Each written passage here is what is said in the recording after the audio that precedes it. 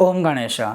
एक बार पुनः कर्मकांड बाय आनंद पाठक में आप सभी का स्वागत है। और जैसे आपको पता है कि हर वर्ष मैं जन्माष्टमी की रात्रि को एक प्रैक्टिकल वीडियो बनाता हूं, तो मैं उसकी क्लिप इसमें रख रहा हूं आज के इस विषय और वीडियो में। और वो क्या है कि जन्माष्टमी की रात्रि को जो साक्षात हमारे धर्म सिंधु, निर्णय सिंधु आदि ग्रंथों में दिया हुआ है, पौराणिक सारे ग्रंथों में और जो व्रतों से संबंधित है उस ग्रंथ में भी, तो उसमें लिखा है कि श्री कृष्ण चंद्र, जैसे हम कहते हैं ना श्री कृष्ण चंद्र भगवान की जय, तो श्री कृष्ण के साथ भी चंद्र है। तो इसमें यह है कि श्री कृष्ण भगवान को और चंद्र को इस निश्चित काल के अंदर या फिर जन्माष्टमी की रात्रि को अर्घ्य देने का विधान है।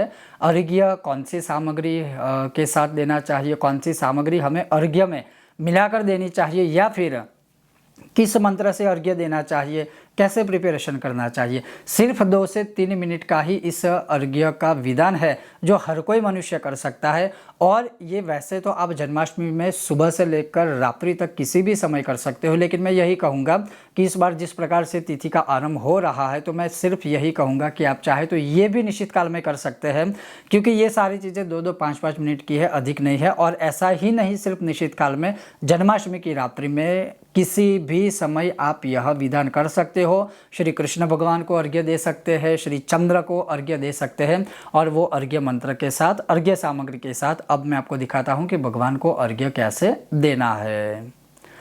तो यह शास्त्र में जैसे लिखा है कि सुबह जब भगवान की पूजा हो जाए उसके बाद भी आप अर्घ्य दे सकते हैं। अगर मान लीजिए आप सुबह अर्घ्य देते हो तो किसी पात्र में अर्घ्य देना है, और अगर आप रात्रि काल में अर्घ्य देते हो तो जैसे मान लीजिए खुले आकाश में अर्घ्य देना है। अगर संभव है तो घर के बाहर निकल के आकाश की ओर मुंह रखकर, शंख हाथ में लेकर, फिर जैसे मैं अगर आपको दिखाऊँ या बताऊँ तो ऐसे अर्घ्य समर्पित करना है। और अगर ये स्थिति नहीं है कि खुले आकाश में अर्घ्य न दे पाए देश काल के अनुसार, तो जैसे मैं अभी आपको दिखाऊंगा किसी पात्र के अंदर आप अर्घ्य दे सकते हो। और अर्घ्य देते समय कौन सा श्लोक बोलना है, मंत्र बोलना है, अब वो भी बताओ। उससे पहले मैं आपको बता दूं कि इस अर्घ्य को देने के लिए सिर्फ क्या चीज़ रखनी है, सिर्फ क्या रखना है। तो अब वो देखिए। आपको यह विषय वीडियो पसंद आए तो लाइक कीजिएगा, शेयर कीजिएगा, चैनल पर नए हो तो सब्सक्राइब अवश्य कीजिएगा। तो चलिए शुरू करते हैं। और अर्घ्य देने के लिए जैसे सबसे पहले एक शंख होना चाहिए, शंख लेना है। उसके बाद थोड़ा सा जल ले लीजिए। उसके बाद कुमकुम या तो चंदन ले लीजिए। जैसे मैं प्रातःकाल पूजा करता हूँ तो घिस कर ही यह चंदन और कुमकुम वगैरह रेडी है, तो वो रखा है। और एक पुष्प लेना है। पात्र में अर्घ्य देने के लिए एक पात्र भी ले लीजिए, तांबे या पीतल का या स्टील का, जो भी देश काल अनुसार प्राप्त हो। तो कहने का तात्पर्य केवल इतनी सी जो सामग्री है सिर्फ वो रखनी है।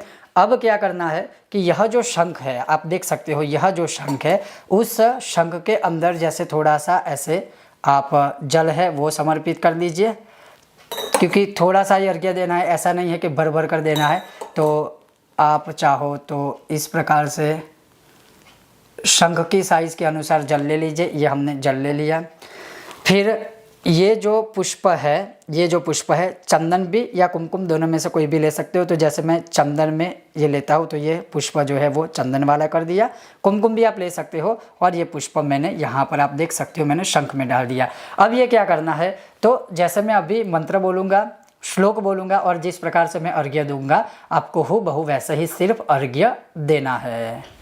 जैसे आप देख सकते हो मैं पात्र में अर्घ्य दे रहा हूँ, और धीरे-धीरे से थोड़ा सा अर्घ्य दे रहा हूँ, और धीरे-धीरे से थोड़ा सा ऐसे जल गिरे, और उस समय पर चंद्र ओम क्षीरोदार्णव संभूत ओम क्षीरोदार्णव संभूत गृहाणार्घ्यं शशांकेश रोहिणी सहितो मम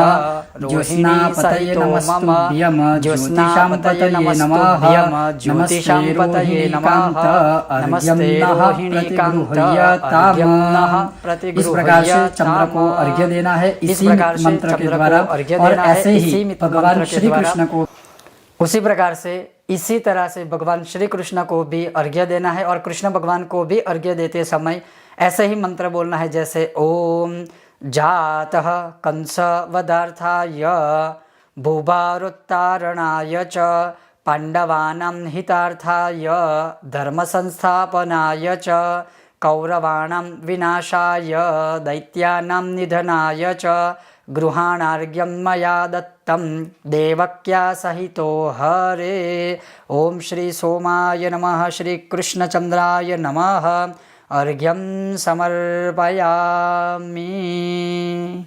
तो इस प्रकार से भगवान को केवल अर्घ्य समर्पित करना है। फिर यह जो अर्घ्य वाला पात्र है या अर्घ्य वाला जो जल पुष्प आदि है पवित्र जगह पर विसर्जित कर दीजिए और शंख को शुद्ध जल से स्वच्छ करके जहाँ से लिया था वहाँ अपने मंदिर में या जहाँ से लिया है वहाँ आप वापस रख दीजिए। तो ये आपने प्रैक्टिकल वीडियो देखा कि श्री कृष्ण भगवान को चंद्र को कैसे अर्घ्य देना है। अवश्य हम सब यह कार्य कर सकते हैं और भगवान को प्रसन्न करने हेतु अवश्य यह कार्य जन्माष्टमी को करना ही चाहिए।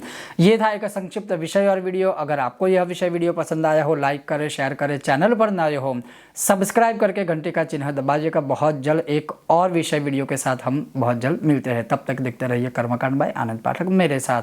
ओम गणेश हर हर महादेव। जन्माष्टमी की आप सभी को मेरी ओर से बहुत सारी शुभकामनाएं।